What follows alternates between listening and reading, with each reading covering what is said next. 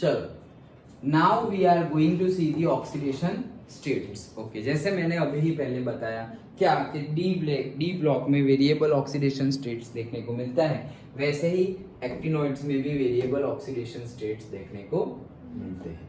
Okay, सो चलो discuss करते हैं। There is a greater range of oxidation states, which is a part attributed to the fact that 5F, 6D and 7S levels are comparable energies। मतलब ये comparable energies है। The known oxidation states यहाँ पर given है। तो जैसे कि मैंने बताया क्या मैंगनीज में +7 था ना, वैसे ही यहाँ पर नेपच्यूनियम एंड प्लूटोनियम 7 and 7 मिलता है।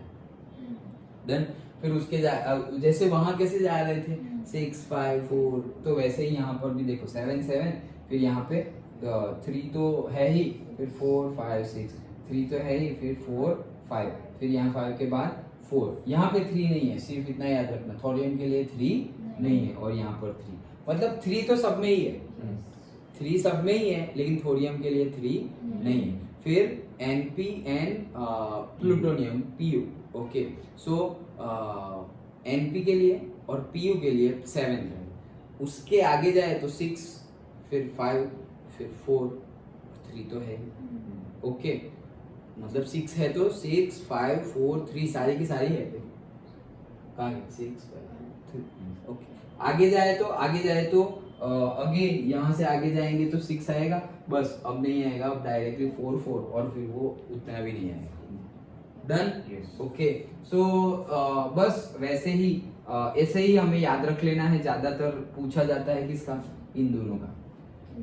Okay, Np and neptunium and plutonium का ही पूछा जाता है क्या, कि उनकी कितनी होती है +7।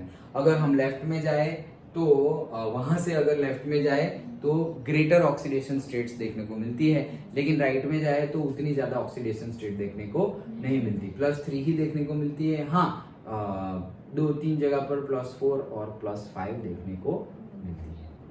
+5 कहाँ, मतलब +6, यस +6 देखने को मिलती है। डन। थोरियम में +3 देखने को नहीं मिलती। That's it. Okay. So the actinoid shows in general +3 oxidation state. The elements in the first half of the series frequently exhibits higher oxidation state. ये first half हो गया. Okay. तो first half में higher oxidation states. Okay. And +4 in thorium to 5, 6, 7 respectively.